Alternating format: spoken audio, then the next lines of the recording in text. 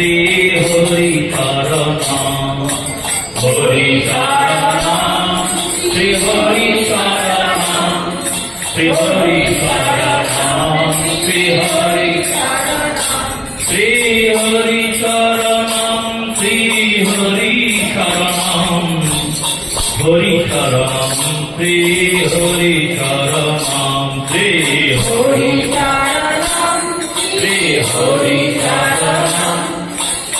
হরি শরণম শ্রী হরি শরণম শ্রী হরি শরণম শ্রী হরি শরণম হরি শরণম শ্রী হরি শরণম শ্রী হরি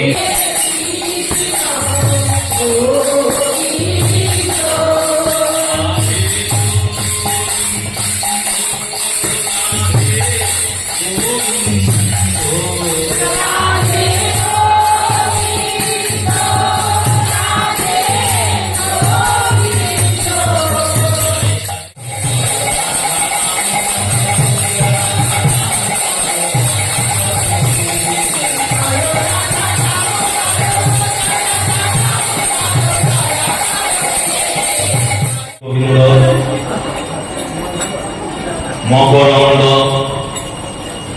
মাধুর্য লীলালব্ধেষু সজ্জন বৈষ্ণব বৃন্দ শ্রদ্ধেয়া মাতৃমণ্ডলীর চরণে প্রণাম পূর্ব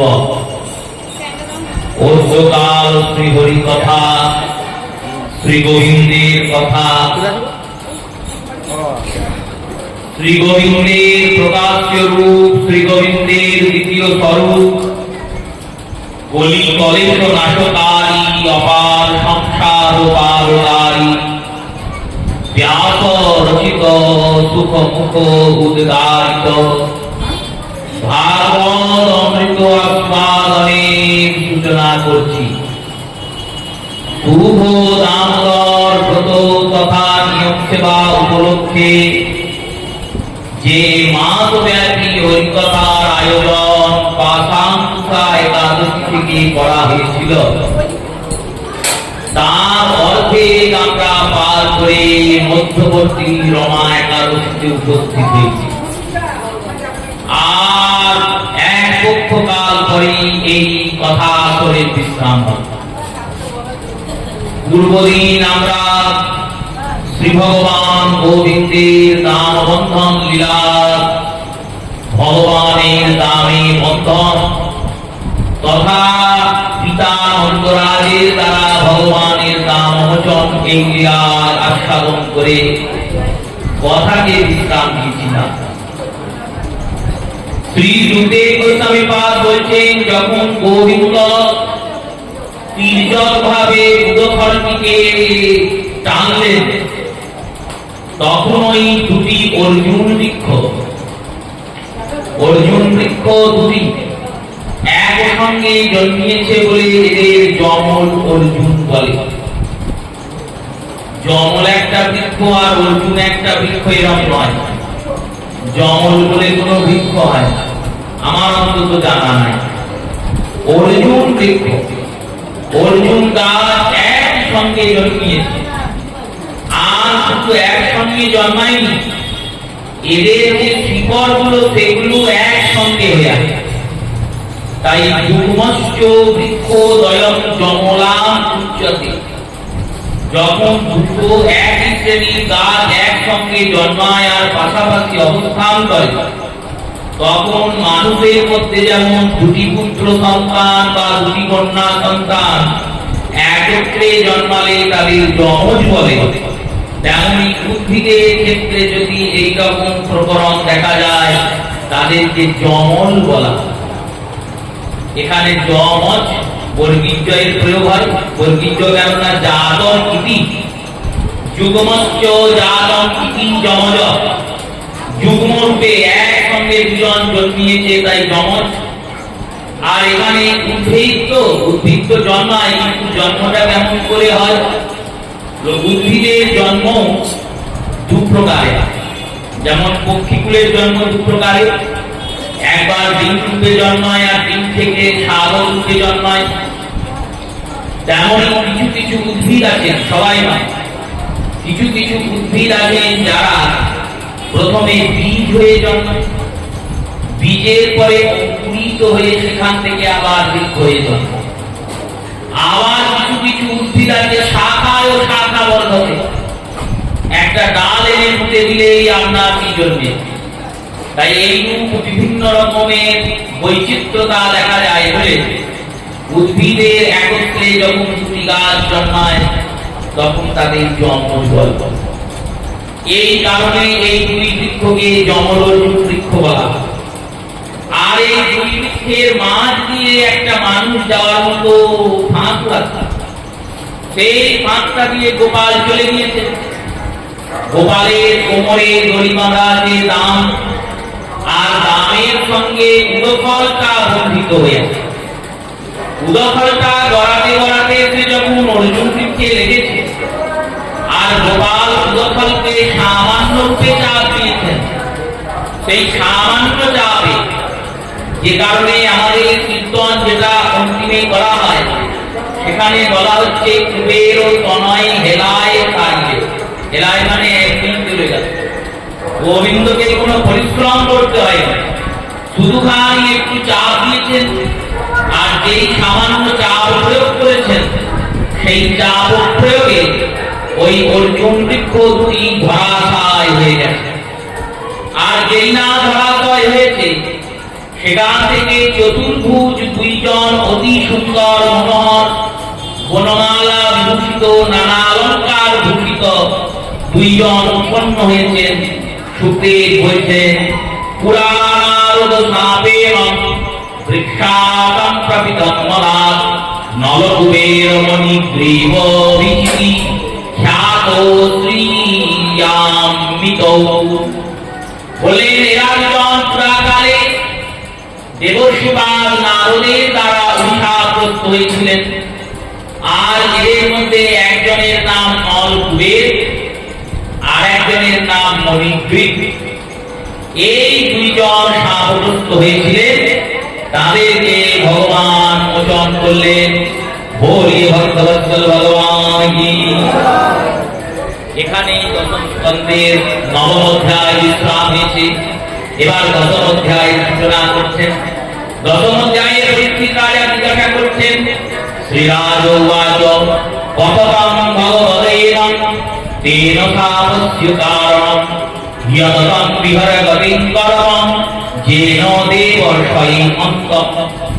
রাজা বলছেন, হে মহারাজ, হে গুরুবর, হে পরমহংস চূড়ামণি, আপনি কৃপা করে বিস্তারিত ভাবে বলুন কেন এরা অভিশাপগ্রস্ত হলো, আর কেনই বা দেবশিবাল নারদের অভিশাপ নিল। এখানে পরিলক্ষণের বিষয় হচ্ছে ওই দ্বিতীয় পংক্তি, কেনই বা দেবর্ষি নারদ অভিশাপ দিলেন। দ্বিতীয় পংক্তিটি পরিলক্ষিত কেন? অভিশাপটা দিচ্ছেন যে দেবর্ষি নারদ। দেবর্ষি নারদ অভিশাপ দিয়েছেন এইরকম দৃষ্টান্ত খুব কম পাওয়া যায়। কারণ ইনি অতি শান্ত ব্যক্তি, সাত্বিক ভজনকার, ভগবানের পরমানন্দ ভজন। এই দেবর্ষি নারদই তো পঞ্চতন্ত্রের শ্রীবাস পণ্ডিত। শ্রীবাস পণ্ডিতের চরিত্রটা, শ্রীবাস পণ্ডিত অতিশয় শান্ত, ভগবানের ভক্তি ছাড়া ইনি কিছু জানেন না। তেমনি দেবশিবাল নারদ দিবারাত্র দেবদত্ত নাম বিনা, দেবর্ষি নারদের যে বিনা, এই বিনার নাম হচ্ছে দেবদত্ত। এই দেবদত্ত নাম বিনাতে দিনরাত হরিগুণ কীর্তন করে চলেছে। জগতের সর্বত্র ইনি গুণকীর্তন করেন, আর ভগবানের গুণকীর্তন করতে করতে প্রচার প্রসার করেন। এইরকম শান্ত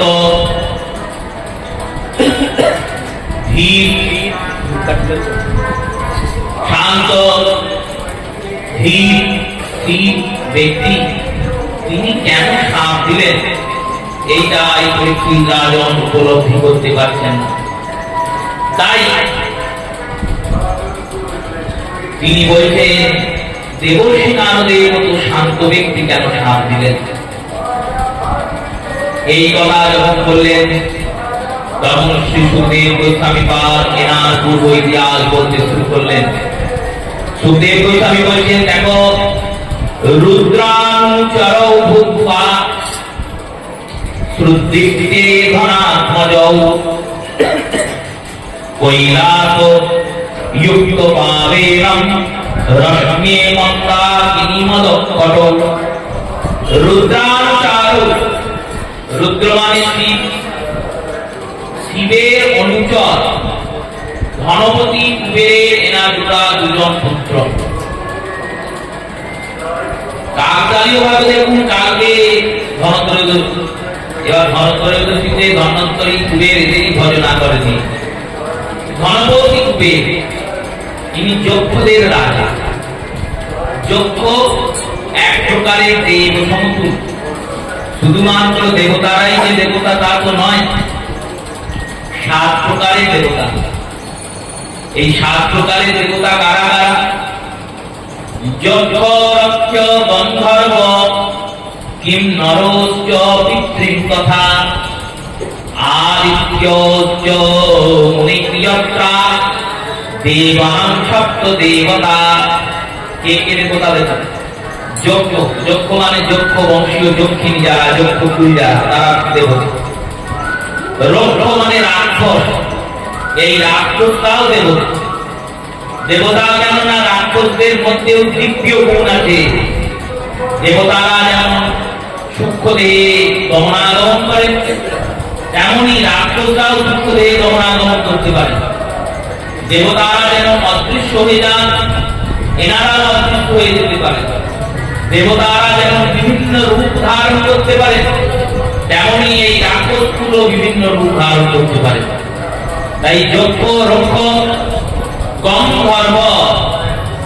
গন্ধর্ব হচ্ছেন সঙ্গীতের দেবতা, যারা সঙ্গীতকে সাধনা করছেন, সারা জীবন ধরে সঙ্গীতের সাধনায় নিজেকে নিয়োজিত করছেন মনুষ্য শরীরে। তারা মৃত্যুর পর সঙ্গীত অথবা নৃত্যে যারা নিজেদের নিয়োজিত করছেন, তারা মৃত্যুর পর গন্ধর্ব লোক পাবে। আর গন্ধর্ব লোকের রাজা হচ্ছেন চিত্ররথ।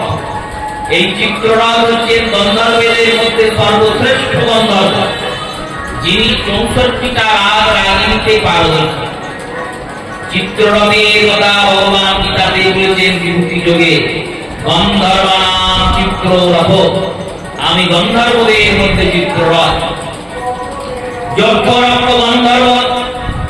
এরপর বলেন, এরপর হচ্ছে অপ্সরা। অপ্সরাদেরকে কিন্নর বলা হয়। কিন্নর শব্দের অর্থ এনাদের মধ্যে নারীত্ব থাকে, আর নারীত্ব থাকা সত্ত্বেও মহত্ব থাকে না। মহত্ব মানে মমতা নাই। এই কারণে অপ্সরারা সংসারে এলে অপ্সরারা ঋষিদের কাছে আসেন, সন্তান উৎপন্ন করে নিজের লোকে ফিরে চলে যান। মমতা নেই বলেই তো পারেন। এই অপ্সরার এক প্রকারের দেবতা। আদিত্য, আদিত্য মানে অদিতির পুত্রগণ, সূর্যদেব আদি। আর পিতৃভ্য, পিতৃগণ, সিদ্ধম তথা সিদ্ধগণ। আর ইন্দ্রাদি দেবগণ, এনারা তো আছেন। তাই এনারা সব দেবগণ, দেবতা।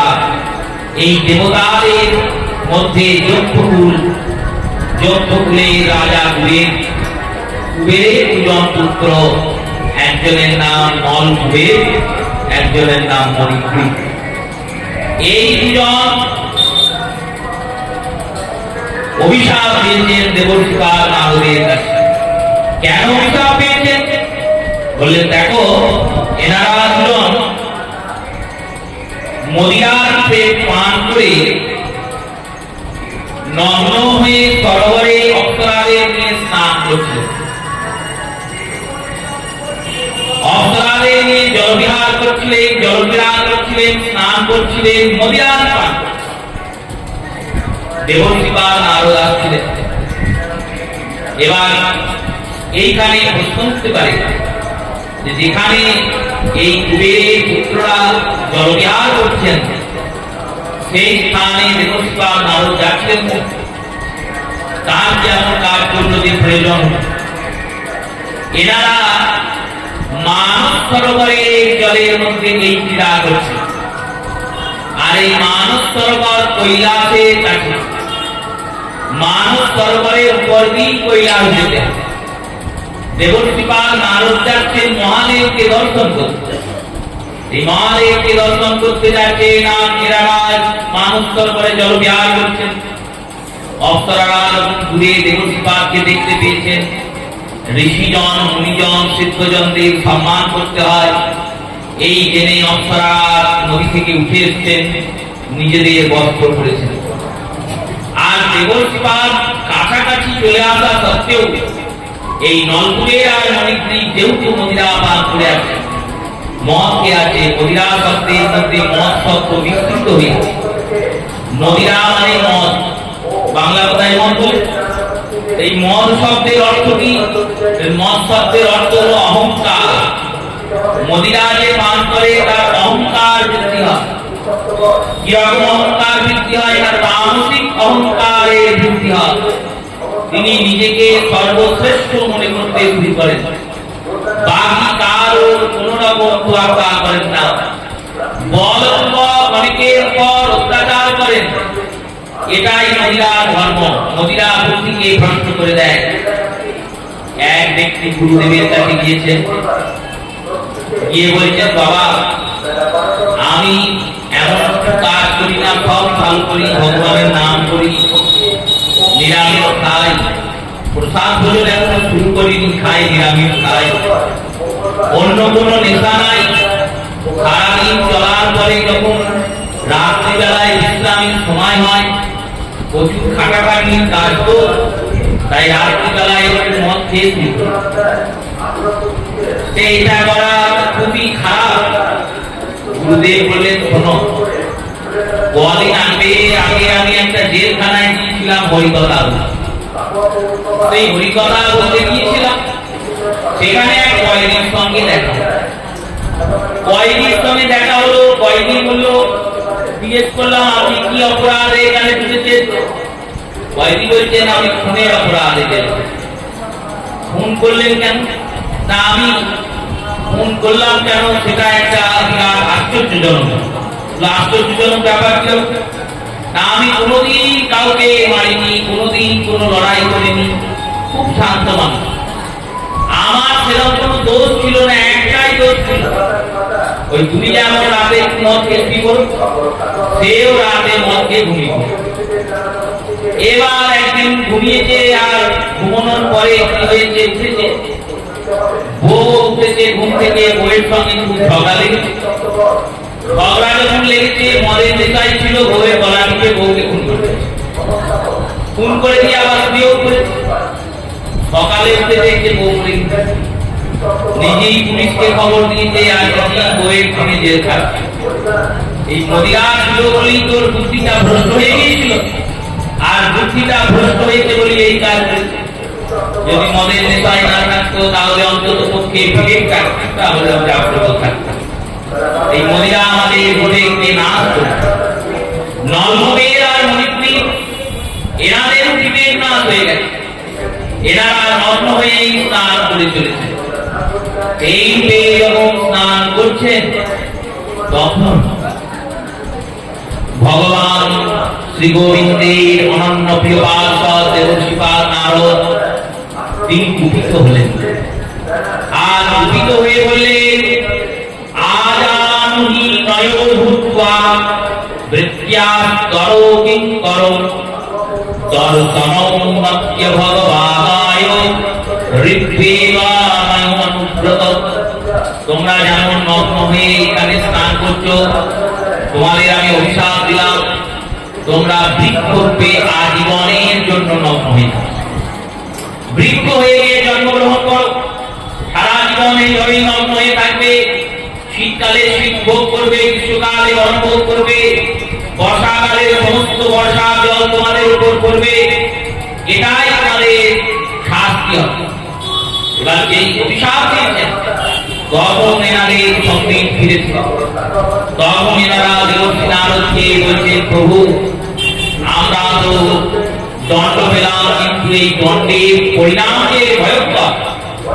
আজীবন যদি আমরা বৃক্ষ হয়ে থাকি তাহলে আমাদের পিতামাতারা কি দোষ করলো, তারা তো অকারণে কষ্ট পাবে।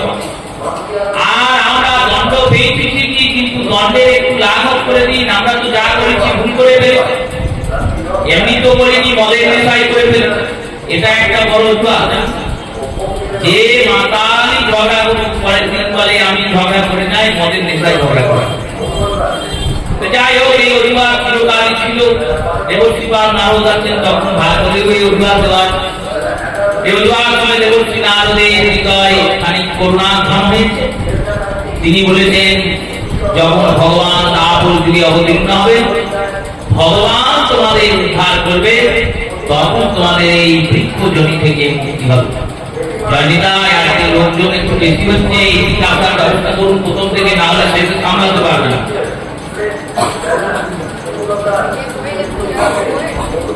সেই বৃক্ষ জমি হয়ে এনারা আনন্দ ভবনে জন্মিয়েছেন। আর আনন্দ ভবনে অর্জুন বৃক্ষ হয়ে সেই সত্য যুগ থেকে দুজনেই দণ্ডায়মান হয়ে দাঁড়িয়ে আছেন। সত্য যুগ পার হয়েছে, ত্রেতা যুগ পার হয়েছে, ত্রেতা পার হয়ে দাপর যুগ এসেছে। দাপর যুগে ভগবান কৃষ্ণচন্দ্রের অবতার হয়েছে। ভগবান কৃষ্ণচন্দ্র এই দামবন্ধন লীলার মাধ্যমে দুই বৃক্ষকে মোচন করে দিলেন। দুইজন আজকে অভিশাপ থেকে মুক্তি পেয়েছে। আর অভিশাপ থেকে মুক্তি পাওয়ার পরে যিনি এত জনের সাপ মোচন করালেন, এত জীবনের শিক্ষার মুক্তি হচ্ছে, তাকে তো কৃতজ্ঞতা জানানো দরকার। তাই এনারা স্তুতি করছেন, স্তুতি করে বলছেন, হে প্রভু, আমরা যখন বৃক্ষজনি পেয়েছিলাম তখন চিন্তা করেছিলাম কত কষ্ট আমাদের হবে, বৃক্ষের জন্মটা কেমন, যদি আমাদের কেউ ডাল ছেড়ে পাতা ছেড়ে আমাদের কষ্ট হবে, কিন্তু আমাদের মুখ নাই যে আমরা ব্যক্ত করবো। আমাদেরকে মুখ দিয়ে যখন কেউ কাটবে তখন আমরা বলতে পারবো না কেন কাটবে। পিঁপড়ে গুলো আমাদের উপরে উঠতে থাকবে, পিঁপড়ে বাসা করবে, কাঠ ঠোকরায় গিয়ে ঠোকরাবে, আমাদের যদি কষ্ট হয় তাও আমরা বলতে পারবো না, কারণ বৃক্ষকে ভগবান সে ক্ষমতা দেন। যদি প্রয়োজন হয় আমরা এখান থেকে ওখানে যেতেও পারবো না, এক জায়গাতেই দিন রাত্রি দাঁড়িয়ে থাকতে হবে। এই বিভিন্ন কষ্ট সহ্য করে সত্য যুগ পার করে যখন দাপর যুগ এলো, আর দাপর যুগে নন্দের জন্ম হলো, নন্দের বয়সক্রান্ত হলেন, নন্দরাজ বিবাহ করলেন মা যশোদাকে। আর সর্বোপরি ভাদ্র মাসে কৃষ্ণপক্ষের অষ্টমী তিথিতে যখন আপনি নন্দালয়ে নন্দভবনে জন্মগ্রহণ করলেন, আর জন্মগ্রহণ করার পর একটু একটু করে বড় হয়ে যখন নন্দভবনে ছুটতে লাগলেন, তখন আমরা সব কষ্ট ভুলে গেলাম। তখন মনে হতে লাগলো, গোবিন্দ তুমি যেন আমাদেরকে মুক্ত দিও না। কেন না, এখান থেকে মুক্তি দিলে আর তোমার এই কৃষ্ণলীলা দর্শন করতে পারবো। যখন তুমি নদী খেতে, আর নদী খাওয়ার পরে ছুটতে ছুটতে এসে আমাদের গায়ে হাতগুলো মুছতে, তখন আমরা তোমার ওই হস্ত থেকে, করকমল থেকে কৌশিত প্রসাদ পেয়ে নিজেদেরকে ধন্য মনে করতাম। যখন তুমি আমার পিছনে এসে লুকাতে, তখন আমরা ভাবতাম, দেখো ভগবানের স্পর্শ পেয়ে আজ আমরা ধন্য হলাম। আমাদের কি সাধনা ছিল না ভজনা ছিল? আমরা তো বিষয়ের মধ্যে মত্ত হয়ে পড়েছিলাম, দিনরাত ভোগাদির মধ্যে ছিলাম, ভোগ করেই যেতাম। কেউ তো আমাদেরকে ভগবানের ভজন করার উপদেশ দেয়নি। যদি কেউ দিয়েছে তো আমরা তোয়াক্কা করিনি, আমরা বলেছি যা হবে ওগুলো ভজন ভজন হবে না, এই করেই তো চলছিল। কিন্তু জীবনে যেমন রোগ এলে ভগবানের ভজন অনেক সময় শুরু হয়, তেমনি দেবশ্রী পাল নারদের কঠোর দণ্ডে আমরা ভগবত ভজন শুরু করি। কত সুন্দর কথা বললেন। দেখো, এক ব্যক্তিকে তার মধ্যে হয়েছে নিরামিষ খাও, প্রসাদ খাও, খাবে, ভগবানের নাম ধরো করবে, সকাল সকাল উঠবে, সকালে হাঁটা চলা করবে। এই কথাগুলো যখন ডাক্তার বলবে, ডাক্তার যদি বলে আমি ওইসব অখাদ্য খেলে পড়ে যাবে, কাল থেকেই বন্ধ হয়ে যাবে বাড়িতে। আর সে বেলায় যে মাছ মাংস ছাড়া যার চলতো না, সেই নিরামিষ খেতে লাগে। যদি ডাক্তার বলে সকাল সকাল উঠবেন, তাহলে সেই মশলার দেখতে লাগবে সকাল উঠবে। কাটোয়ার লোক যদি সকালে উঠে কাছাকাছি থাকে, সেই উঠতে উঠতে হাঁটতে হাঁটতে এদিক হাঁটতে হাঁটতে বলবে গরু বাড়িতে কি সকালবেলায় ঢং ঢং করে বাজে একটা দেখে আসছিল। এবার আসবে দেখতে মহাপুরুষকে দেখতে এসে হরিনাম শুনলো। যদি নামের প্রতি একটু রুচি থাকে, পূর্বজন্মের সংস্কার থেকে সে নামে বসবে। যদি নামের রুচি নাও থাকে, এসে যে দর্শন টর্শন করেছে, কোনো ভক্ত হয়তো গৌরহরিকে মিষ্টি ভোগ দিয়েছে, তার থেকে কিছুটা ভেঙে তাকে দিয়েছে, সে দেখবে বাহ এখানে এলে একটু মিষ্টিও পাওয়া যাবে, ফ্রিতে পাওয়া যাবে, পয়সা লাগবে। চাটাও কিনে দিতে হবে, মন্দিরে গেলে কোথাও ফ্রিতেই পাবে। একটু দাঁড়ালেই হলো, ভোরবেলায় হাঁটাটাও হবে, মহাপ্রভু মঙ্গলারতিও দর্শন হবে, প্রসাদ পাওয়া হবে। আর এই করতে করতে তার ভজন হবে। ভজনের খানা কোথায় দাঁড়িয়ে আছে বললো ভয়। কিসের ভয়? না মৃত্যুর ভয়। মৃত্যুর ভয়ের জন্য লোক ভজন করবে, ভয়ের জন্য ভজন। তেমনি আমরা তো ভজন করিনি, আমাদের করার কোনো প্রবণতাও ছিল না।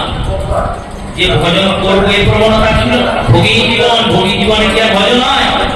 ত্যাগী যদি না থাকে সে জীবনে ভজন হয়। যে ব্যক্তি ভোগী, তার বংশে যারা আছে তারাও ভোগী, কারণ ভোগী বলি তো ভোগী হয়ে তার মধ্যে তো সংস্কার নাই বলে শিখে গেছে। সেই ভোগী ব্যক্তিকে যখন দণ্ড দান করে দেবশ্রীর মতো ঋষিরা, তখন ওই সাধুর দণ্ডটা সামান্য দণ্ড নয়। যাবতম জগন্নাথ দণ্ডায়ত্ত কৃপাত্মতা তাবৎ সাধুনাম দণ্ডে দণ্ডিতম তথা। জগন্নাথ দর্শন করতে যাবেন, দেখবেন জগন্নাথের পাণ্ডালীরা হাতে করে দুটো লাঠি বা বেদ নিয়ে দাঁড়ায়। এবার যাবেন যখন, তখন ওই বেদে করে টক টক করে মার। এবার যদি আপনি বলেন মার খাবো না, তাহলে কিন্তু আপনি মহামূর্খ। কেন? ওই মারটা খেতে হবে। দণ্ড করে মারলে দণ্ডের মার খেতে হয়। কেন? বললো যত দণ্ডের মার খাবেন তত আপনার যমদণ্ড কাটবে, তত আপনার পাপ নিবারণ হয়ে যাবে। জগন্নাথের প্রসাদী দণ্ড নিয়ে ওরা দাঁড়িয়ে। তাই ওদের দণ্ড খেয়ে যেমন আমাদের পাপ নিবারণ হয়, তেমনই সাধুদের দণ্ডের দ্বারা আমাদের মঙ্গল হয়। ওই দণ্ডটা কৃপা দণ্ড। দেবর্ষী নারদ দণ্ড দিয়েছিলেন বলেই তো আমরা কৃষ্ণ পেলাম, না হলে তো পেতাম না। ভগবানের অপরূপ লীলা দর্শন হতো না। দেবর্ষী নারদ চাইলে তো আমাদের কোনো বনে জঙ্গলে জন্ম দিতে পারতেন। তিনি জন্ম দিয়েছেন কোথায়? যেখানে গোবিন্দ এসে লীলা করবেন, সেই কৃষ্ণচন্দ্রের সুন্দর বাসভবন, যেখানে ভগবানের লীলা দর্শন। তাই ভগবানের স্তুতি করছেন তারা। স্তুতির মধ্যে অনেক শ্লোক আছে, তার মধ্যে শ্রেষ্ঠ শ্লোকে, এই শ্রেষ্ঠ শ্লোকটি কি? তারা বলছেন বাণী গুণান কথনে শ্রবণ কথায়ন্তশ্চ কর্ম সুমনত্বায়ন পাদোয়র্ণবঃ স্মৃত্যাং শিরস্তব নিবাসো জগতং প্রণামি দৃষ্টিং সততাং দর্শনেস্তু ভবতু নানমঃ। বললেন হে ভগবান, আমার যে বাণী আছে, বাণী মানে কথা, এই কথা যেন দিনরাত তোমার পূর্ণ কথাই গাইবে। জিহ্বার সার্থকতা এটাতে, জিহ্বা দিয়ে কথা কথা কথা বড় কথা না বলে কৃষ্ণ কথা বলো, কারণ কৃষ্ণ কথাই কথা, বাকি সব বৃথা ব্যাথা। হয় বৃথা আর না হলে ব্যাথা। বৃথা কেন? যে কথাগুলো তুমি ভুলে যাচ্ছ, চলে যাচ্ছ, করে যাচ্ছ, এই জীবনরূপী যাত্রাতে তো হয়তো প্রয়োজন আছে, কিন্তু জীবনযাত্রা যেদিন শেষ হবে সেদিন এই কথার আর কোনো দাম থাকবে না। তাই বৃথা সময় নষ্ট হচ্ছে। আর ব্যাখ্যা কেন? বলবো ওই কথা থেকেই হয়তো কাউকে তুমি ব্যাখ্যা দিলে, সে আবার উত্তরে তোমাকে ব্যাখ্যা দেবে। কথার জন্য তুমি ব্যাখ্যা দেবে, সেই বৃথা ব্যাখ্যা। তাই কৃষ্ণ কথা বলতে হয়। বাণী গুণান কীর্তনে, ভগবানের গুণানুকীর্তনে ভগবানে আমাদের কথা বাণী যেন নিয়োজিত হয়। শ্রবণ কথায়ান, আর এই শ্রবণ মানে কান দুটো যেন সদা হরি কথা শোনে, কারণ শুনবো তবে তো বলবো। তাই ভগবানের কথাতে যেন শ্রবণ গতি নিযুক্ত হয়। হস্ত উচ্চ কর্মেষু মনস্তৈব পাগরণৈব, আর হাত দুটো যেন ভগবানের কর্মে নিয়োজিত থাকে। হাত দিয়েছেন ভগবান ভগবানের সেবা করার জন্য, আর আমরা সংসারে সেবা করে যাচ্ছি। কথাটা ভালো করে উপলব্ধি করুন, ভগবানের সেবা করার জন্য হাত দিয়েছেন, আমরা শুধু সংসারে সেবা করে যাচ্ছি। ভগবান বলেন নাই সেবা করো না, সংসারে করো, কিন্তু তার সঙ্গে সঙ্গে গোবিন্দের সেবাটাও করো। এবার গোবিন্দের সেবা কি করে করবো, অনেকের প্রশ্ন হতে পারে। দেখবেন অন্যান্য ধর্মের সঙ্গে আমাদের ধর্মের একটা পার্থক্য। আমাদের ধর্ম হচ্ছে মহৎ ও উদার, এই দুটি গুণ আমাদের ধর্মে বলতে। মহৎ মানে মহান, মহান কেন বললেন? ক্ষমাশীল ধর্ম, তুমি যত বড়ই অপরাধ করো ক্ষমা পাওয়া যায়। আর উদার কেন বললো? সবাই এই ধর্মের মঙ্গল সাধন করতে পারে, এই কারণে সনাতন ধর্ম মহৎ আর উদার। অন্যান্য ধর্ম কিন্তু কঠোর, উদার নয়, কঠোর। কেমন কঠোর?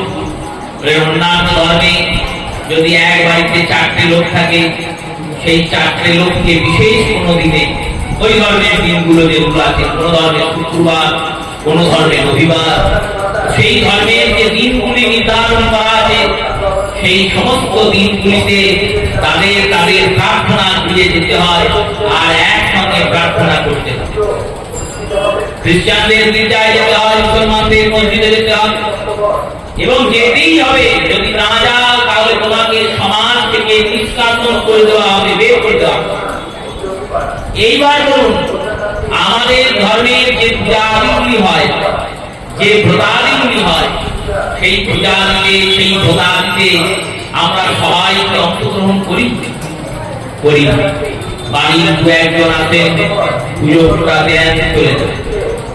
আমাদের কাছে পূজা মানে হয়ে গেছে আনন্দ আর ফুর্তির জায়গা। খাওয়া দাওয়া করো আর আনন্দ ফুর্তি করে চলো, এই হয়ে গেছে আমাদের কাছে পূজা। এর ফলস্বরূপ কি হচ্ছে বলো? ধর্ম থেকে আমরা সরে যাচ্ছি।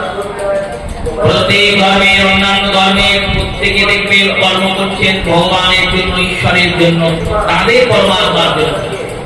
আমাদের ধর্ম এমন, এই ধর্মের বাড়ির সবাই কি কর্ম করছে? করছে না। প্রত্যেকের বাড়িতে, আমরা এখানে যারা যারা এই হরিকথা শুনছি, প্রত্যেকের বাড়িতে একটা ঠাকুরের আগমন আছে, তো থাকতেই হবে। ঠাকুরের আগমন বা ঠাকুরের সিংহাসন বা ঠাকুরের ঘর, কিন্তু প্রত্যেকে নিজেরা গিয়ে দেখবেন, চিন্তা করে ভাববেন, আপনাদের বাড়ির প্রত্যেক সদস্য সারা দিন রাত্রে প্রত্যেকে গিয়ে ওই মন্দিরে প্রণাম করে? করে না। নিজের বাড়ি ঠাকুর বাড়ি প্রণাম করি না, পরে ঠাকুরকে কি প্রণাম করি? অষ্টধারা গোবিন্দের সেবা এইভাবে শুরু হয়। প্রত্যেকের বাড়ি ঠাকুর ঘরে গিয়ে পূজারী যদি নিযুক্ত থাকে, পূজারী পূজা করে যান। যদি কোনো বাড়িতে মা বা কোনো ব্যক্তি বিশেষ করে নিযুক্ত থাকেন যে উনি সেবা করেন, করুন। আপনি অন্তত পক্ষে প্রত্যেক দিন কাল থেকে এই নিয়মটা শুরু করুন। প্রত্যেক বাড়ির প্রত্যেক সদস্য অন্তত পক্ষে দিনে একবার গিয়ে স্নান করে গোবিন্দকে প্রণাম করুন। এর দ্বারা আমাদের সেবা শুরু হয়। এইটুকু আমরা করতে পারি না, আমাদের সারাদিনের মধ্যে সব সময় বেরোয়, এইটুকু সময় আর বেরোয়। তাই মনুষ্য শরীরকে ভগবানের সেবায় কিভাবে নিয়োজিত করতে হয়, নলকুবেরা মণিগ্রীব বলছেন। সেখানে জগৎকে বলছেন, দেখো জগৎ, আমরা খাওয়া লোক, ঘর পড়া লোক, আমরা ভুক্তভোগী, বিষয়ে ভুগেছিলাম বলে এত কষ্ট পেয়েছি। তোমরাও বিষয়ে ভোগ করছো, তোমরাও কিন্তু এইরকমই কষ্ট পাবে। আমরা গাছ হয়ে জন্মিয়েছি, গাছ মানে স্থাবর, স্থাবর মানে যে নড়তে পারে না, চলতে পারে না। আমরা দিন রাত বিষয় পূজন করছি, দিন রাত ভোগের আকাঙ্ক্ষা করছি। এই আকাঙ্ক্ষা করতে করতে যখন মৃত্যু হবে, গোবিন্দ আবার এই বিষয়ের মধ্যেই তোমাকে এনে বসিয়ে দেবে, তুমি আর নড়তে চলতে পারবে না। এই বিষয় থেকে নিবারণ পাওয়ার কোনো উপায় নাই, বলল একটাই উপায়, যদি সাধু কৃপা হয়, যদি বৈষ্ণবের কৃপা হয়। চোরাবালিতে যখন মানুষ ডোবে তখন সেই ব্যক্তির ক্ষমতা নাই চোরাবালিতে ওঠা। চোরাবালি থেকে সে কি করে উঠবে? চোরাবালির নিয়ম এমন যে সেখানে যখন তুমি ডুববে, যদি হাত পা চালাও তাহলে আরো বেশি ডুববে, আর যদি হাত পা না চালিয়ে চুপচাপ বসে থাকো তোমার ভারে তুমি আরো ডুবে যাবে, কোনোভাবেই তুমি বেরিয়ে আসতে পারবে না। এই বেরিয়ে আসার কি কোনো উপায় নেই? বললে একটা উপায় আছে, চিৎকার করতে হয়, বাঁচাও বাঁচাও বলে। যদি সেই চিৎকার শুনে কেউ যায় আর গিয়ে যদি তোমাকে বলপূর্বক সেখান থেকে উঠিয়ে আনে, বা দূর থেকে একটা গাছে দড়ি মেরে সেই দড়িটা ছুড়ে দেন, কারণ তিনি যদি তোমায় তুলতে যান তিনিও ডুবে যাবেন। চোরাবালি এমনই না, যখন তুমি ডুবছো যদি কেউ তোমায় গিয়ে ঘরে বাঁচানোর জন্য তাকে নিয়ে ডুববে, সেও ডুববে। তাই কি করেন চোরাবালি থেকে মুক্তির জন্য, বাঁচার জন্য বললো গাছে একটা দড়ি বাঁধে, দড়ি বেঁধে সেই দড়িটা ছুড়ে দেয় ওই লোকটা দিকে, ওই লোকটা দড়িটা ধরে আসতে আসতে আসতে আসতে চোরাবালি থেকে উঠে আসে। তেমন দাস ঠাকুর বলছেন, ঠাকুর বৈষ্ণবগণ করিয়ে নিবেদন, মুই বড় অধম দুরাচার, বিষয় বিষয় বিষে দিবানিশি ইয়ামিষে, কেশধরি করো মোরে বা। বলছেন, হে ঠাকুরজন, হে বৈষ্ণবজন, হে সাধুজন, হে গুরুজন, আমরা অতি দুরাচারী, সদাচারী নয়, দুরাচারী। কারণ আমাদের মনটা বিষয়ের মধ্যে প্রবর্তিত হয়ে আছে। এই বিষয়মূলক চোরাবালিতে আমরা বসে আছি। এই বিষয়মূলক চোরাবালি থেকে উদ্ধারের জন্য যদি আমরা নিজেরা চেষ্টা করি, আমরা ভাবি আমরা গীতা আলোচনাদি জ্ঞান অর্জন করব, গীতা শাস্ত্রের অধ্যয়ন করব, বেদান্তের অধ্যয়ন করব, পঠন করব, করো, কিন্তু করে তুমি উদ্ধার হতে পারবে না। কারণ জ্ঞান অহংকার তোমাকে আলবে না। বিষয় অহংকার ছিল, এবার জ্ঞান অহংকার এসে জড়ো হবে, জ্ঞান অহংকার আলবে না। আর যদি ভাবো যে না না কোনো জ্ঞান অহংকার জ্ঞানের অর্জন করবো না, যেমন আছি তেমনই চলবে, তাহলে শুনে রাখো, এই মনুষ্য দেহ পেয়ে যে কৃষ্ণ ভজন করছে না, সেই জন্মানোর মরার পরে আর মনুষ্য হয়ে জন্মাবে না। তখন তো আরো বিপদ, কারণ পশু পাখি হয়ে জন্মাতে হবে, কবে আবার মানুষ শরীর পাবো কোনো ঠিক নাই। তাই এগুলেও বিপদ, পিছলেও বিপদ, তাহলে উপায় কি? বললেন, কেশধরি করো মোরে বা। যদি তারা কৃপা করে আমাদের উদ্ধার করেন, এবার তারা চিন্তা করছেন আমরা যদি উদ্ধার করতে যাই তাহলে এই ব্যাটা আমাদেরকেও নিয়ে ডোবাবে, কারণ নিজে তো ডুবছি, আমাকেও ডোবাবে। তাই কি করেছেন? গোবিন্দের চরণ কমলে নামরূপী দড়িটাকে বেঁধে দিয়েছে, আর নামরূপী দড়িটাকে বেঁধে ওইটা খুলে দিয়েছেন। বলেছেন, এই নামরূপী দড়িটাকে ধরো, আর নামরূপী দড়িটাকে ধরে আস্তে আস্তে বিষয় সংসার পার করে হরি চরণারবিন্দে পৌঁছিয়ে দাও। এই নামরূপী দড়িটাকে বেঁধে দিয়েছেন। তাই সেই রূপে আমার এই বিষয় ভক্তি হবে। হস্ত জগরমেষু মনস্তব তদরণব, হাতগুলো যেন আমার কৃষ্ণ সেবায় নিয়োজিত হয়, আর চরণগুলো যেন সদা কৃষ্ণের দর্শন করার জন্য গমন করে। এত সুন্দর করে কেউ স্তুতি করেছে, এত সুন্দর শিক্ষা কেউ দিয়েছে। এনারা বলছেন, একটি একটি করে অঙ্গের বর্ণনা করছেন। স্মৃত্যাং শিরসস্তব নিবাসো জগৎ প্রণাম্য। হে শ্রীনিবাস, হে জগৎ নিবাস, তোমার মধ্যে জগৎ বাস করে, আর জগতের মধ্যে তুমি বাস করো। দুইয়ের লীলাই প্রত্যক্ষকরণ হয়েছে। যখন প্রহ্লাদজি ওই থামের মধ্যে তোমায় রেখেছিলেন, তখন প্রমাণ হয়েছে যে জগতের সব জায়গায় তুমি বাস করো। কারণ বাস করো বলেই তো থাম থেকে তুমি বেরিয়েছ নৃসিংহ রূপ ধরে। আর বৃন্দাবনের মা যশোদা প্রমাণ করেছেন যে জগৎটা তোমার মধ্যে বাস করে, জগৎ তোমার মধ্যে বাস করে বলেই তোমার মুখের মধ্যে গোটা জগৎ তুমি মা যশোদাকে দেখে। তাই জগৎ নিবাসের সমাজ করলে হয়, যদি তৎপুরুষ সমাজ হয় তাহলে হয় জগতে যিনি বাস করেন তিনি জগৎ নিবাস, বহুব্রীতে হয় তিনি জগতের মধ্যে বাস করেন তিনি জগৎ নিবাস তৎপুরুষ, আর বহুব্রী হয় জগৎ যার মধ্যে বাস করে তিনি জগৎ নিবাস।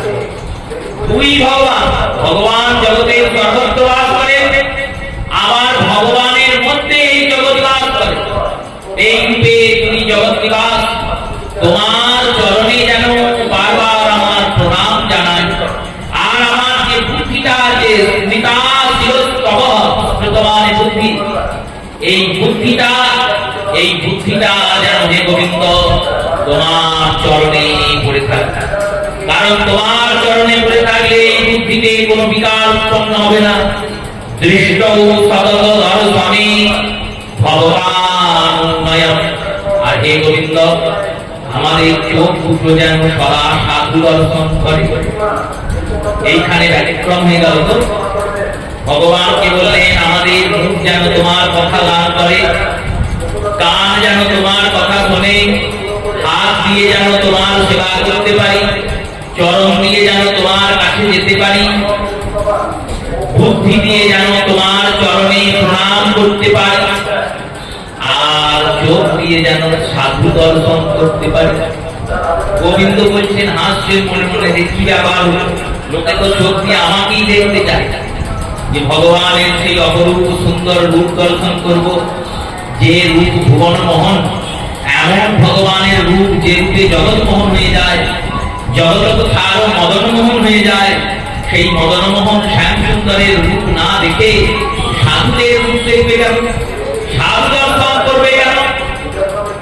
এনারা বলছেন দেখো প্রভু, সাধু দর্শন করেছিলাম বলেই আমরা তোমাকে পেয়েছি, যদি সাধু দর্শন না হতো তাহলে কি তোমাকে পেতাম? সিদ্ধান্ত দিচ্ছেন ভগবত দর্শনের নিয়ম কেমন, যেমন সূর্যোদয় হবে কি হবে না তার প্রমাণ কি? বলেন অরুণোদয় হলে বোঝা যাবে এবার সূর্য উঠবে। রাত্রিকালে কেউ উঠে আছেন, হাতে কাছে ঘড়ি নেই, কটা বাজে কেউ জানে না। এবার রাত্রিবেলায় সূর্য উদয় কখন হবে করে বসে আছেন নদীর ধারে, যে একটা আভা অরুণ আলোকিত হয়েছে আকাশে, রাত্রি কালো অন্ধকার একটুখানি সরে গিয়েছে, অমনি আমরা বুঝতে পেরেছে যে এবার সূর্য উঠবে। কেন না অরুণোদয় হয়েছে, তার মানে সূর্য পিছনে পিছনে উদিত হবে। তেমনি জীবনে ভগবান দর্শন হবে কি হবে না, ভগবত প্রাপ্তি হবে কি হবে না, এর প্রমাণ কি? বললেন যদি সাধু দর্শন হয় তাহলে জেনে রাখবো অবশ্যই গোবিন্দ দর্শন হবে। সাধু দর্শন হলেই গোবিন্দ দর্শন হবে। এই কারণেই মহাপ্রভু বলেছে সাধু সঙ্গ সর্বশাস্ত্রে হয়, লবমাত্র সাধু সঙ্গ সর্বসিদ্ধি হয়। সাধু সঙ্গ করলে তবেই কৃষ্ণ প্রাপ্তি হবে, তাছাড়া হবে না। যদি কেউ ভাবে করবো, করতে পারবে না। সাধু দর্শন হবে তবে ভগবত প্রাপ্তি। শ্রীমদ্ ভাগবতের উত্তরার্ধে দ্বারকালীলায় স্বয়ং মা লক্ষ্মী জগৎজননী মা রুক্মিণী তিনি কৃষ্ণ প্রাপ্তি করবেন। তিনি চিন্তা করলেন ভগবানের কাছে আমার প্রেমটিকে লিখে একটি চিঠি লিখেছেন পত্র, সেই পত্রটি পাঠাতে হবে। কাকে দিয়ে পাঠাবে? কে গোবিন্দের কাছে যাবে? তিনি দেখলেন এক ব্রাহ্মণ আসছেন, এক সাধু আসছেন, মহাত্মা। তাকে দেখে বললেন হে প্রভু আপনি এক কাজ করবেন, আমার এই পত্রটি নিয়ে গিয়ে গোবিন্দকে দিতে। এবার সাধু দিয়ে গোবিন্দকে যেই পত্র দিলেন, অমনি গোবিন্দ রুক্মিণীকে সে হরণ করে নিয়ে চলে গেলেন। শ্রীধর গোস্বামী পাদ বলছেন এটাই নিয়ম, তোমার আবেদন পত্রটি তুমি গুরুদেবকে দেবে, গুরুদেব সেই আবেদনটি নিয়ে গিয়ে গোবিন্দকে জানাবে। গোবিন্দকে জানানোর পর গোবিন্দ এই সংসার সুখ থেকে তোমাকে হরণ করে তার চরণ দান করবেন। এই রূপে নলকুবের মণিগ্রীব স্তুতি করলেন। ভগবান এবার নলকুবের মণিগ্রীবকে কথা বলতে শুরু করলেন। শ্রী ভগবান উবাচ জ্ঞাতং মম পুরভৃত্যাং দৃঢ়ং করুণাত্মনঃ যক্ষায়নং যত্তাগতো মানায়নং মুনক্ততঃ সাধুনাং সমজত্বানাং সুতরাং মতকৃতাত্মনঃ দর্শയോ ভবতাং পুংস সবৃত্তায়নং ইউপঃ।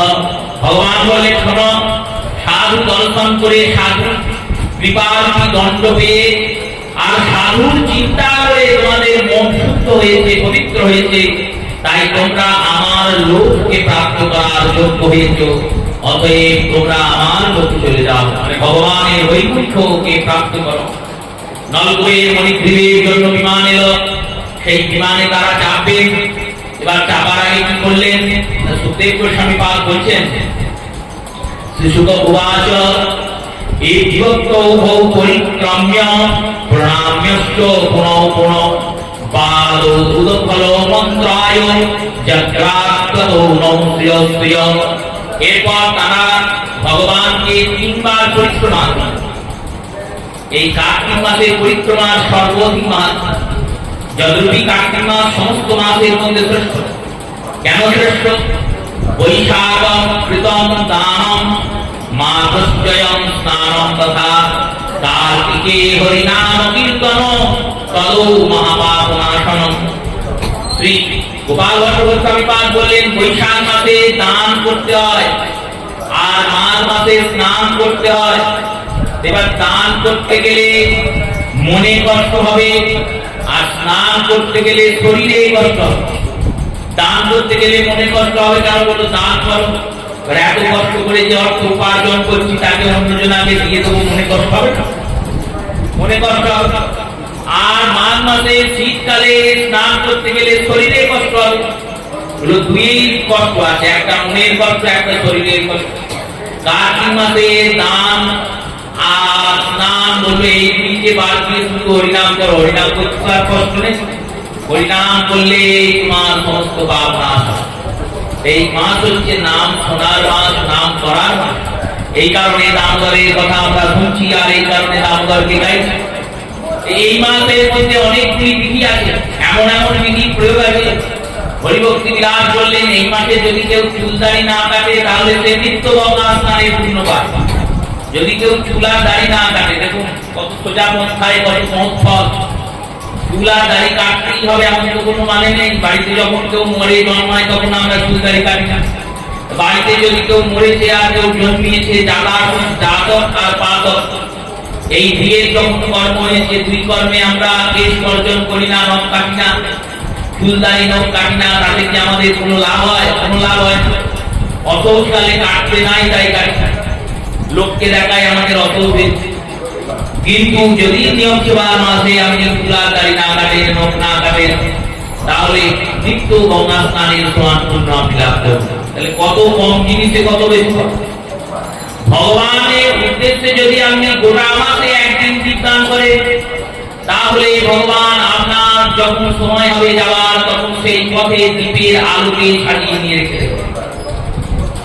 যদি এই মাস থেকে তেল সাবান না মাখেন, তাহলে তিনি যতবার হাঁটবেন এই মাসে তত পদচাপে পদতলে পদতলে অষ্টমের যজ্ঞের সমান পুণ্য লাভ করবে। যদি এই মাসে কেউ ভগবানের পরিক্রমা দেয়, তাহলে তাকে চূড়াশীত জনির আর পরিক্রমায় আসতে হবে। এই কারণে তো চূড়াশীত পরিক্রমা এই মাসে করা, এই কারণে পরিক্রমার মাস। এবার পরিক্রমা করালো, দেখো ভগবান শ্রীহরির কাছে কম করে 4টি পরিক্রমা দিতে হবে। পরিক্রমা দেওয়ার সময় নিয়ম কি? যার পরিক্রমা দেবে সে যেন তোমার দক্ষিণ দিকে থাকে না। যার পরিক্রমা দেবে সে তোমার দক্ষিণ দিকে, ডান দিকে অবস্থান করে। এই যে 4টি পরিক্রমা, হরিশ্চম চতুরাং যস্য মাতৃনামং একং তথা অর্ঘং রুদ্রং জায়তে সর্বপাপ প্রণোষক। হরিকে 4টে পরিক্রমা দিতে হয়, মা দুর্গা কালী এদেরকে একটা পরিক্রমা দিতে হয়, আর মহাদেবকে অর্ধেক পরিক্রমা দিতে হয়। মহাদেবের যেদিকে গৌরীপট আছে, গৌরীপট মানে যেখান থেকে জল নিষ্কাশন হয়, সেই গৌরীপটটাকে লঙ্ঘন করা উচিত নয়। তাই অর্ধেক পরিক্রমা দিয়ে চলে মহাদেবের কাছে, মায়ের কাছে পরিক্রমা দিলেও ফল আছে, না দিলেও কোনো দোষ নাই বা অফল নাই। ভগবানের কাছে পরিক্রমা দেওয়া মাত্রই ফল। কেমন ফল? পরিক্রমণ যত্রং ততো পদপদায়াতে প্রতি ততো যত্তো মেধযোগ্য প্রাপ্তে তৎক্ষণাৎ যাবৎ। বলে পরিক্রমা করার সময় যে এক পা করে হাঁটছো, ওই একটা করে পা রাখলো আর 10টা অষ্টমের যজ্ঞের সমান ফল দিচ্ছে। তাহলে এত বড় ফল দিচ্ছে পরিক্রমা। এই কারণে কার্তিক মাসে 4টে পরিক্রমা দিতে হয়। এবার প্রশ্ন উঠতে পারে, নয়পুরের আর নৈকৃত্য 3টে পরিক্রমা দিলেন ভগবান, কেন দিলেন? বলে ত্রিকাল সত্য গোবিন্দ, তাই ত্রিকাল সত্য গোবিন্দ বলে 3টে পরিক্রমা দিলেন, ভূত ভবিষ্যৎ বর্তমান। আর যে যুগে এই লীলা হচ্ছে সেটা 3 নম্বর যুগ চলছে, সত্য ত্রেতা দ্বাপর। তাই দ্বাপর যুগ চলে 3টে পরিক্রমা দিলেন। যদি কলিযুগ হতো 4টে পরিক্রমা। এই রূপে পরিক্রমা দিয়ে নলকূপে আর মণিগ্রীব ভগবানের ধামে প্রস্থান করলেন। এবার এই যে লীলা আমরা শ্রবণ করলাম, দামোদর লীলা, এই দামোদর লীলাতে দর্শন করে সত্যব্রত মুনি দামোদর মাসের অবশ্য কর্তব্য দামোদর অষ্টকম লিখলেন। এই দামোদর অষ্টকমে কি বলছেন তিনি? নমামি স্বরং সচ্চিদানন্দ রূপং লক্ষকুণ্ডলং গোকুলে বিরাজমান। সত্যব্রত মুনি দেখছেন আর লিখছেন আর বলছেন, হে ভগবান কৃষ্ণচন্দ্র, নমামি, নমান মানে নমন করি, প্রণাম করি। কাকে? সচ্চিদানন্দ রূপং, যিনি সৎ, যিনি চিদ আর যিনি আনন্দ স্বরূপ।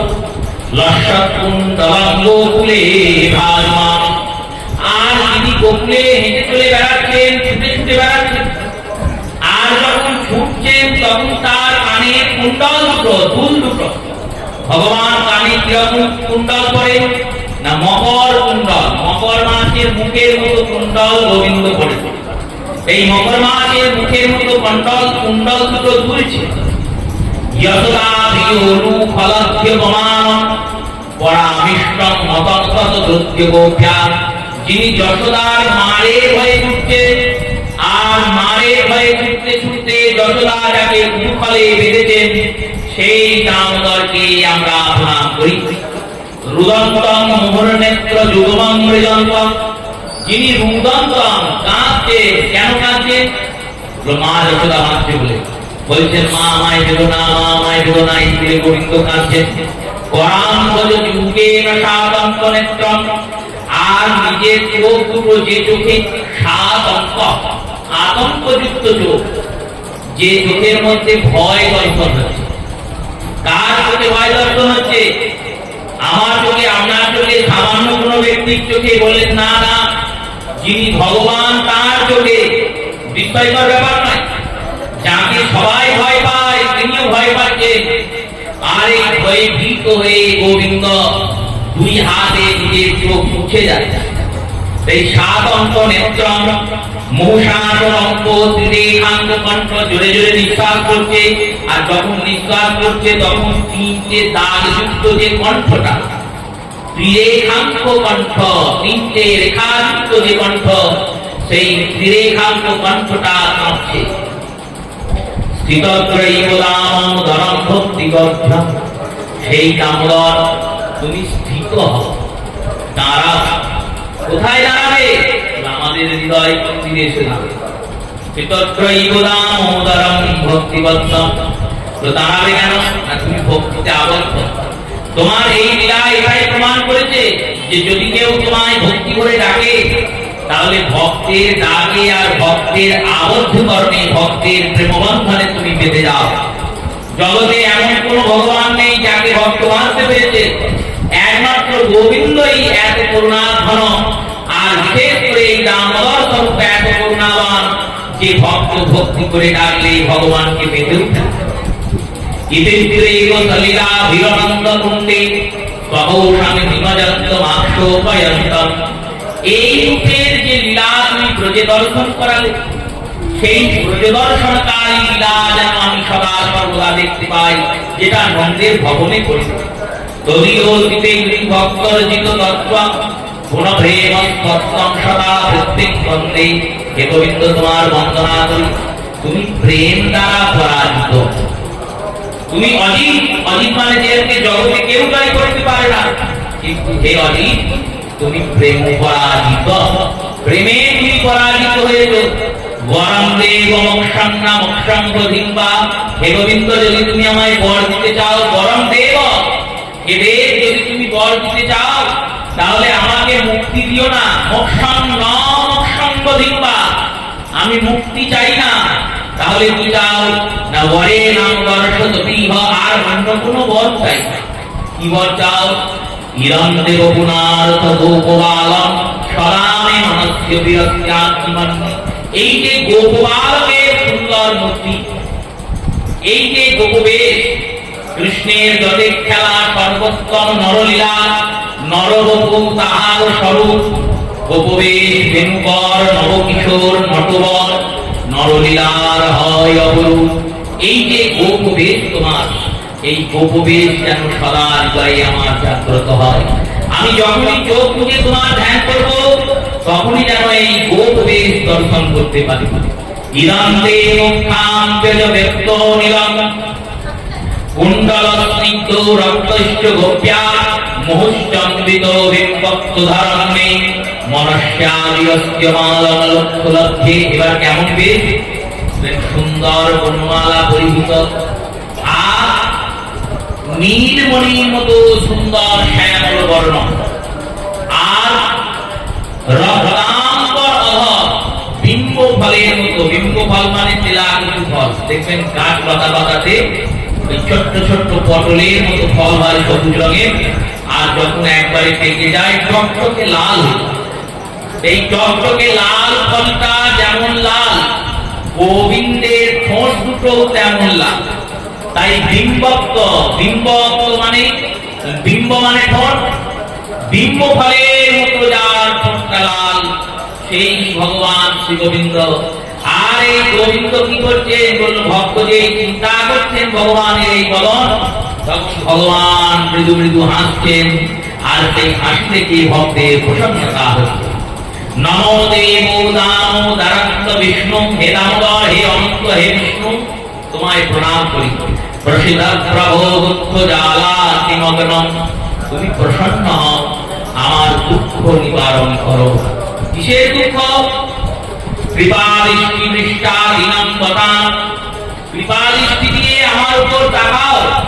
গৃহানেশং মমত্য মেধাকৃতৈষঃ, আমার গৃহে যেন শান্তি আর ভোগ বিকাশ করে। কত সুন্দর চাইছেন, কি কি চাইলেন?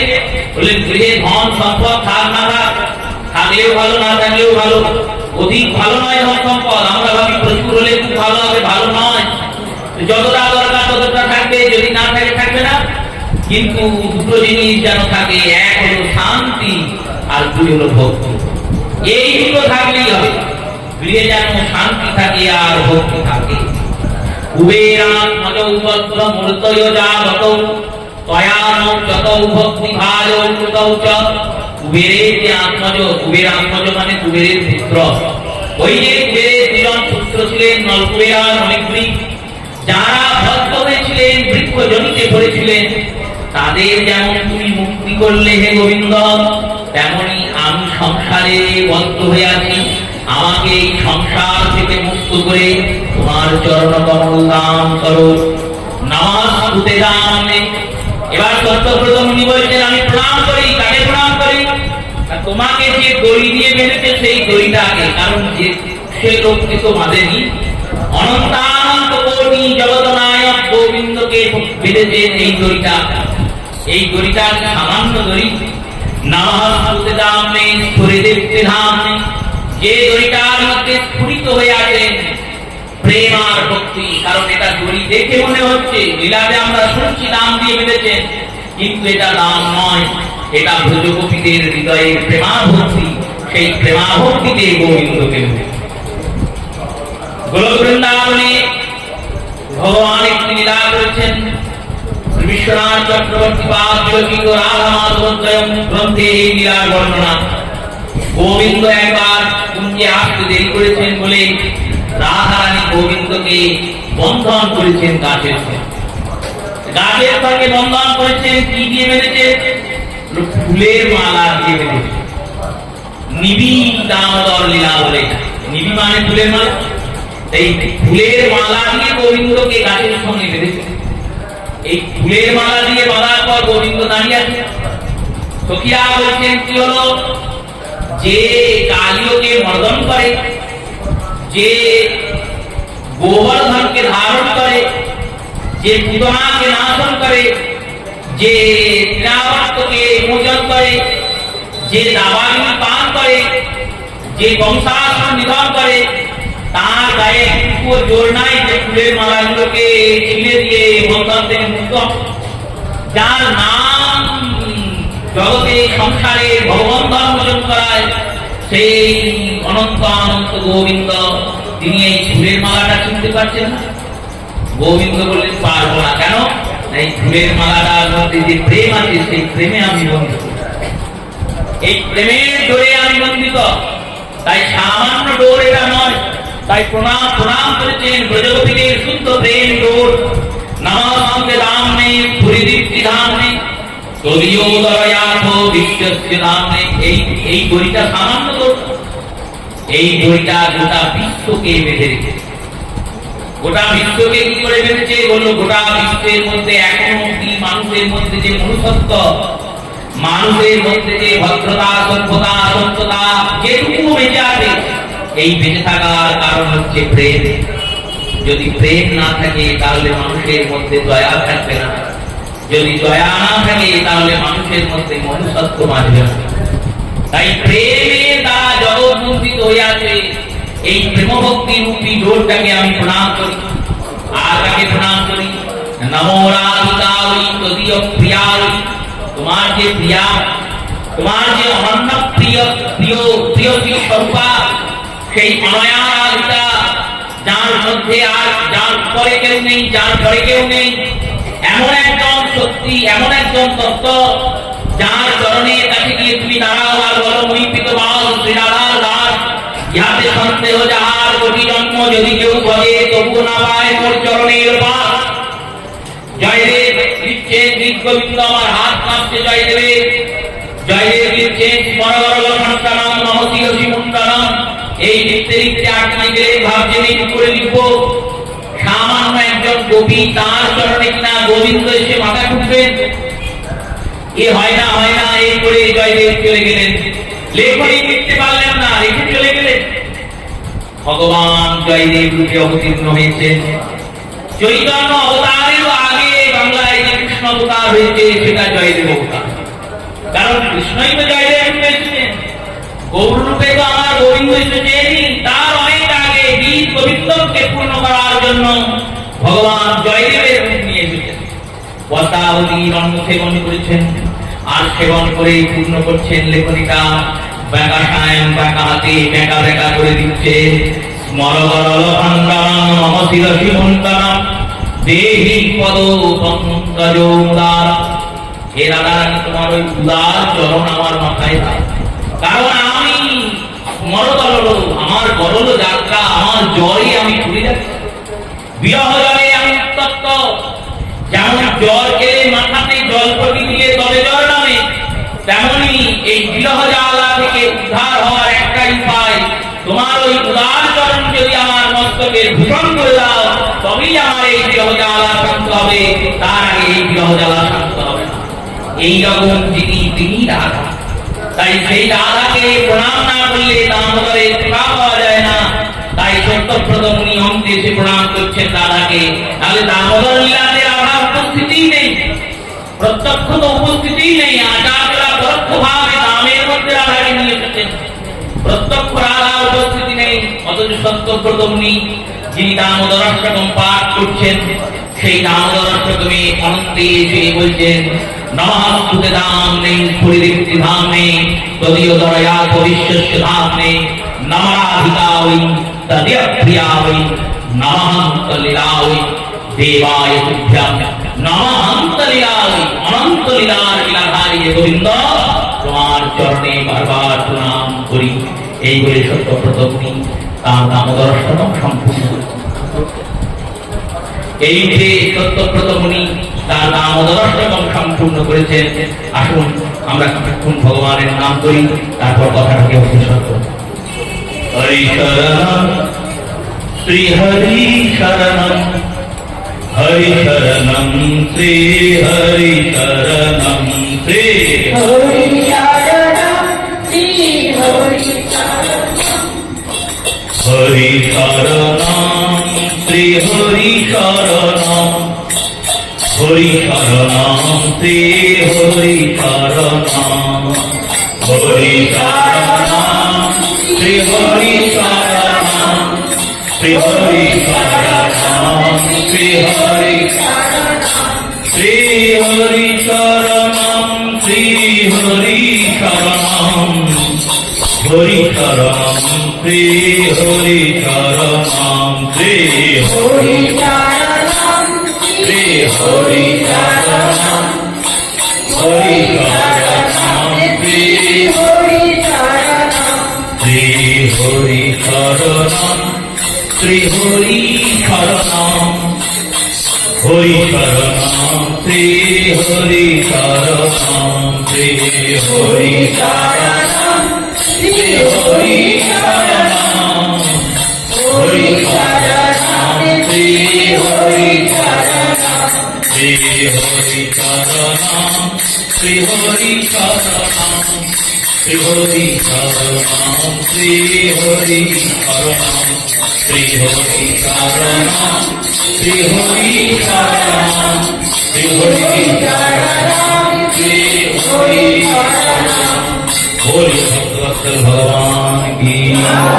श्रीमद् भागवते दशम स्कंदे विश्राम नियते कृते एकादश स्कंदे सूचना करेছেন। यतः एकादशोऽध्यायः श्री शिव उवाच गोप्यामन्वयं स्तुत्या रामरं पतरं रमं तदयोग्यं कुरु श्रेष्ठं निर्वायुस्ततस्त्वया।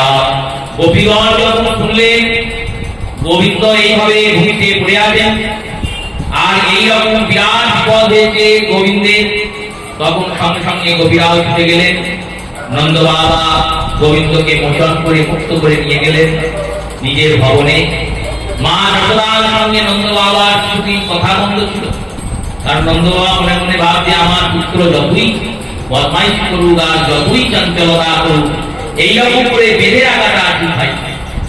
নন্দ বাবার সঙ্গে মা যশোদার যখন কথা বন্ধ ছিল, শেষকালে গোবিন্দ আবার এনাদের মিল করিয়ে দিলেন, লীলা করতেন। একদিন বসে আছেন নন্দ বাবা, মা যশোদাকে বলছেন তুমি যে এইভাবে আমার ছেলেটাকে বাঁধলে, ছেলেটা কেমন অপরাধ করেছিল যে ওকে পশুর মতো বেঁধে রাখবে?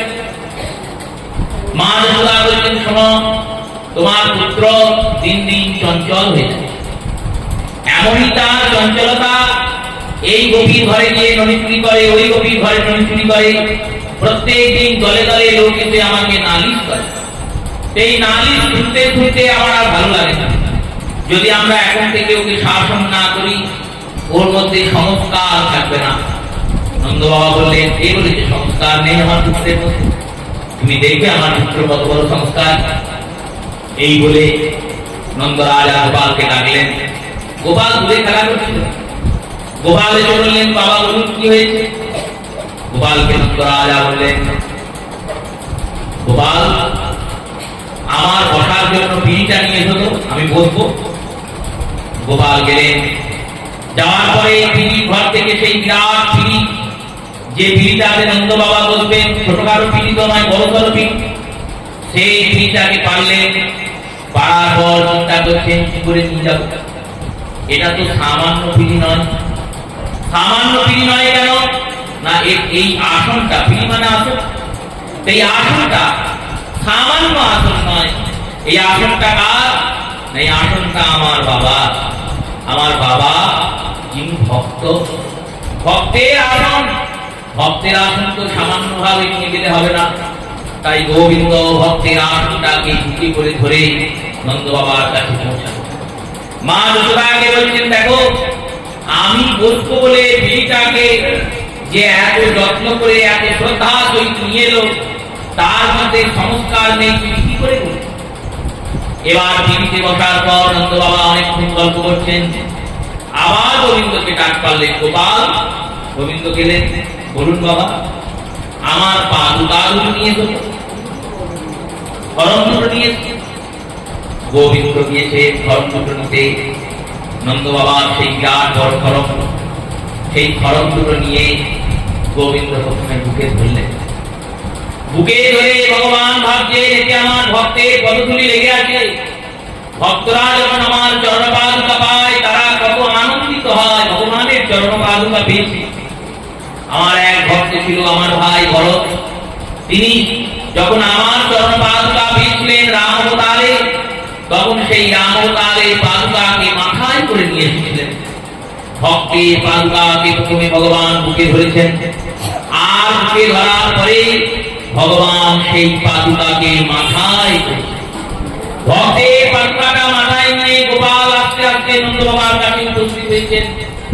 আর নন্দ বাবার কাছে যখন উপস্থিত হয়েছেন, তখন মা যশোদাও দেখে কাঁদছেন, আর নন্দ বাবাও দেখে কাঁদছেন, আর বলছেন, দেখো আমাদের সন্তানের মধ্যে কতটা চমৎকার। পিতার পাদুকা, পিতাকে শুধু সম্মান নয়, পিতার পাদুকা বলে সেই পাদুকা দুটিকে, সেই জুতো দুটিকে, সেই খড়ম দুটিকে মাথায় করে নিয়ে এসেছে। তোমাকে যে যা বলে ওসব কথায় কান দিও না। আমাদের গোপালকে অনেকে ভালোবাসে, তাই ভালোবেসে তাকে রাগানোর জন্য মিথ্যা করে বলে। অনেকে আবার গোপালকে হিংসা করে, তারা হিংসা করে বলে মিথ্যা উপহার দেয়। আর গোপাল কি কারণ কোনো সোনা দানা হিরে জহরত ধন সম্পত্তি চুরি করেছে? বললো না না, চুরি করেনি। কি চুরি করেছে? না ননি চুরি করেছে। তো তা লোকের গাছে ছোট ছেলেরা ফল পেড়ে খায় না, সেই খাওয়াতে যদি দোষ না থাকে তাহলে গোয়ালাদের ঘরে গিয়ে ননি চুরি খাওয়াতেও কোনো দোষ নাই। যদি কারোর ঘরে বেশি চুরি করে থাকে তাকে বলবে আমার বাড়ি থেকে সে ননি নিয়ে যেতে। এইভাবে ভগবানের বাল্যলীলা চলছে। আর এখানেই আজকে কথা বিশ্রাম হচ্ছে। পুলিশের তো কোনো বার্তা নেই, আমরা নিজেরাই গাইব, নিজেরাই নমামি সচ্চিদানন্দ শ্রীকৃষ্ণ স্বরূপ, শ্রী গোকুলে বিরাজিত রসময় ভূ। নমামি সচ্চিদানন্দ শ্রীকৃষ্ণ স্বরূপ, শ্রী গোকুলে বিরাজিত রসময় ভূ।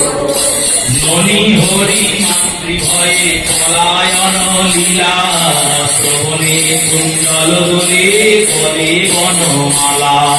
হরি হরি মাতৃভয়ে পলায়ন লীলা, শ্রবণে কুণ্ডল দোলে করে বনমালা। উলুফল হতে লম্ব কম্পয়নিশয়, ভাবিকা যশোদা হয়ে বন্দি দয়াময়। উলুফলে হতে লম্ব কম্পয়নিশয়, ভাবিকা যশোদা হয়ে বন্দি দয়াময়। জয় হরি দামোদর শ্রীরাধারম, কার্তিকের অধিপতি মদন মোহন। জয় হরি দামোদর শ্রীরাধারম, কার্তিকের অধিপতি মদন মোহন। মায়ের শাসন ভয়ে হয়ে অতি ভীত, দুই হাতে আঁকি মুখি সন্তানিতে রত। মায়ের শাসন ভয়ে হয়ে অতি ভীত, দুই হাতে আঁকি মুখি সন্তানিতে রত। ভয় নয়নে তার সম্পবার ভার, দোলে দোলে মণিমুক্তা দিব্যকণ্ঠ হার। আমার নয়নে তার সম্পবার ভার, দোলে দোলে মণিমুক্তা দিব্যকণ্ঠ হার। যশোদা মায়ের নামে উদরয়াবদ্ধ, গোকুলে গোলক কোটি ভক্তি পানে অন্ধ। যশোদা মায়ের নামে উদরয়াবদ্ধ, গোকুলে গোলক কোটি ভক্তি পানে অন্ধ। জয় হরি দামোদর শ্রীরাধারম, কার্তিকের অধিপতি মদন মোহন। জয় হরি দামোদর শ্রীরাধারম,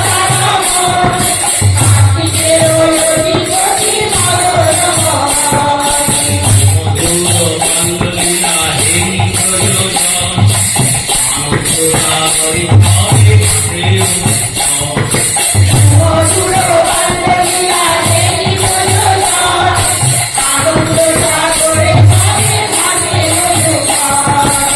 মাধুর্য প্রধান ভক্তি ভক্তির মহত্ব ঐশ্বর্য প্রধান ভক্তি নামে যে তত্ত্ব মাধুর্য প্রধান ভক্তি ভক্তের মহাত্ম ঐশ্বর্য প্রধান ভক্তি জানাতে যে তত্ত্ব লোকে লীলা যত বহুলে প্রকাশ শ্রীরাময় হরি হরে করুণা লীলা গোলকে হরিলা যত বকুলে প্রকাশ শ্রীরাময় হরি হরে করুণা লীলা জয় হরি নাম শ্রীরাম কার্তিকেয় অধিপতি ভগবান জয় হরি রাম রাম রাম রাম কার্তিকেয় অধিপতি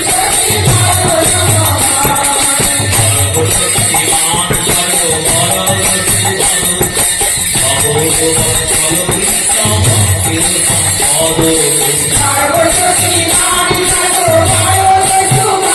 সর্বভারত সুভাষ ভাগবত বৎসল কৃষ্ণ ভক্তের সম্পাদক নাহি চাহে শ্রীবৈকুণ্ঠ চারি পুরুষার্থ সর্বপদ সেবা বিনা পরমতি